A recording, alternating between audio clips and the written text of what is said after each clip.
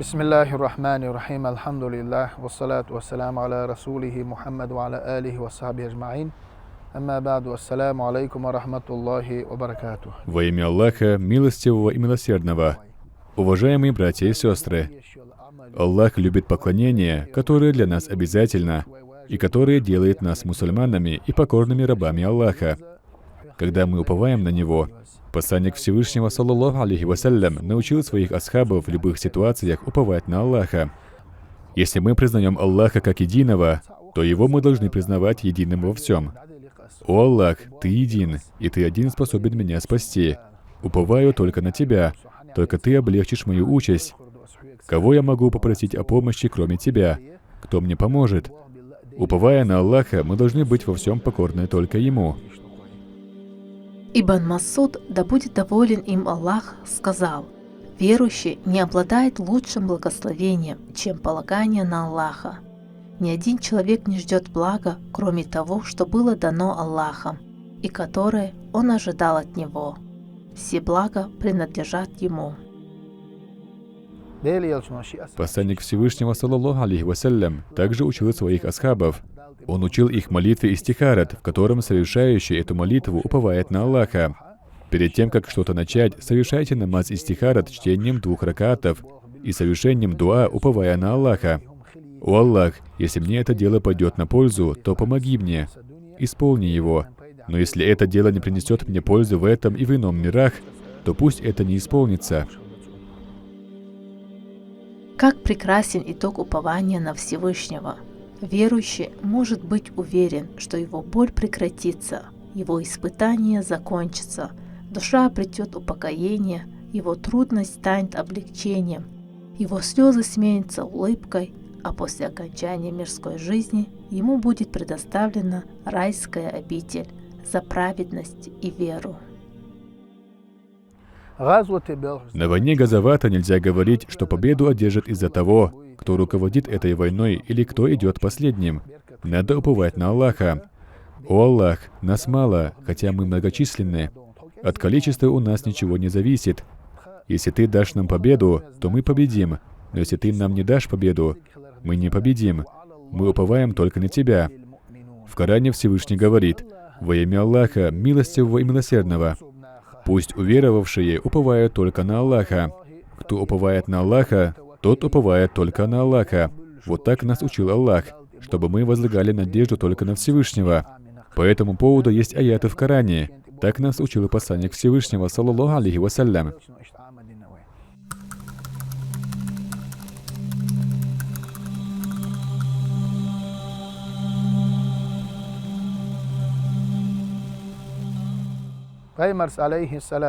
Посланник Всевышнего, саллаллаху алейхи вассалям, говорил: «Когда ты выходишь из дома, это у нас случается часто, надо говорить: выхожу именем Аллаха, уповая на Аллаха. Только Аллах защитит нас от зла и направит по правильному пути. Только Аллах защитит меня от плохого. Если я захочу что-то сделать, то в этом мне поможет только Аллах. Выхожу я, уповая на Аллаха». Тогда с небес не спустится возглас Аллаха: ты защищен от зла шайтана.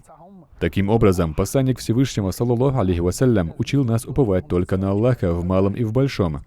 Сподвижники посланника Всевышнего, саллаллаху алейхи вассалям, предпочитали любовь к Аллаху, любви к своей семье или любви ко всем своим родственникам и богатству, потому что они знали, что это все во власти Аллаха. Мусульманин может быть спокоен только тогда, когда он уповает во всем только на Аллаха.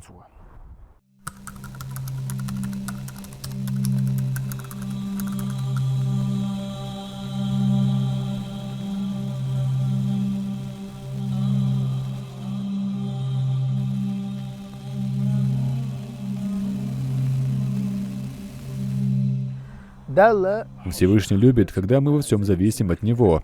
Если это связано с этим миром, и ты связал себя с богатыми людьми, со своей семьей, тогда ты будешь с ними. Но Аллах разгневается на тебя, потому что Он хочет, чтобы ты связал себя с Аллахом, уповая на Него. А все остальное у тебя будет. Будь с Аллахом, и у тебя все будет. Но если ты будешь надеяться на что-то другое, кроме Аллаха, то вера и упование будет у тебя слабыми. Мы всегда должны надеяться только на помощь Аллаха. Пусть Всевышний сделает нас из таких. В В одном из хадисов Кудси говорится, что Всевышний Аллах сказал: «Я буду таким, каким считает меня раб мой». Когда верующий, осознавая всю мощь, милосердие и величие Творца, ждет от него наилучшего, Аллах одаривает его своими благословениями, бесконечными наградами. Когда он твердо верит, что Аллах желает для него наилучшего, Аллах одаривает его такими наградами, какими он даже представить себе не мог. Аллах относится к своим творениям в соответствии с их ожиданиями и дарует им то, что они от него ожидают. Однажды посланник Всевышнего, саллаллаху алейхи вассалям, сказал своим асхабам, что необходимо подготовиться к газавату, и те принесли из дома, что имели, кто коня привел, кто оружие принес, другое золото и серебро. Умар ибн аль-Хаттаб, радiyallahu анху, пообещал опередить сегодня Абу Бакра, радiyallahu анху, так как Абу Бакр, радiyallahu анху, всегда опережал всех в поклонении. Тогда Умар ибн аль-Хаттаб, радiyallahu анху, принес половину того, что имел, чтобы быть полезным на пути Аллаха. Посланник Всевышнего, саллаллаху алейхи вассалям, спросил его, неужели он не оставил ничего дома? Тогда Умар, радiyallahu анху, подумал, что действительно стал первым. Посланник Всевышнего, саллаллаху алейхи вассалям, сказал, что Абу Бакр, радiyallahu анху, не оставил дома ничего. Действительно, он ничего не оставил дома. Посланник Всевышнего, саллаллаху алейхи вассалям, спросил его, что ты оставил дома? Он ответил, что дома оставил Аллаха и его посланника, саллаллаху алейхи вассалям. Вот так красиво они уповали на Аллаха.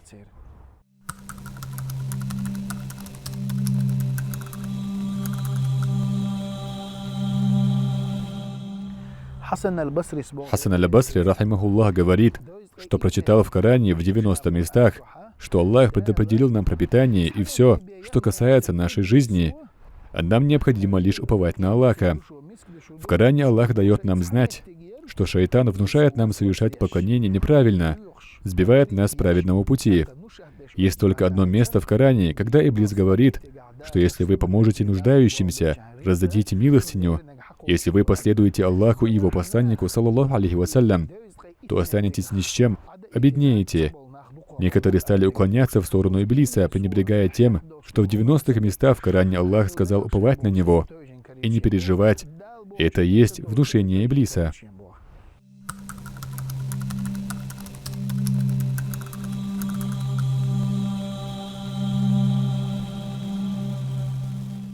Посланник Всевышнего, саллаллаху алейхи вассалям, говорит, что когда человек рождается на свет, то Аллах предопределяет ему пропитание и все необходимое в этой жизни. Он говорит то, что ему велит Аллах. То, что тебе предопределено, как бы ты ни тратил или экономил, все равно придет в твой дом. И только тогда, когда придет время расставания, только тогда ты оставишь все это. Будь это связано с работой, карьерой, горестью, нас испытывает Аллах. Мы должны уповать только на единого Аллаха. Вот так учил посланник Всевышнего, саллаллаху алейхи вассалям, свою семью и асхабов. И это дошло до наших дней. У них не было ничего отложено на завтра, кроме как упования на Аллаха. Они верили тому, что им говорил посланник Всевышнего, саллаллаху алейхи вассалям. Они же не умерли от голода или не заболели, но они умерли на пути Аллаха. Они были сыты упованием на Аллаха и следованием посланнику Всевышнего, саллаллаху алейхи вассалям. Таким образом, твоя жизнь станет лучше от того, что ты опираешься только на единого Аллаха и его посланника, саллаллаху алейхи вассалям. Это и есть вера. Но если кто-то отклоняется от этого, надеясь только на себя, то Аллах разгневается на него. Что говорить об этом, если какой-то правитель пообещает кому-то что-то, но если тот засомневался в этом и поделился с кем-то, то этот правитель может рассердиться на него. Таким образом, он проявит недоверие к этому правителю. Тогда как может Аллах не рассердиться на нас, когда Он берет на себя все относительно нас? Он же пообещал, что обеспечит своего раба всем и поведет его в рай, если он будет уповать на Аллаха. Пусть Аллах даст нам упование на Аллаха и его посланника, саллаллаху алейхи вассалям. Пусть мы будем из тех, кто уповает на единого Аллаха. Самый большой грех — это ширк. Да защитит нас Аллах от этого.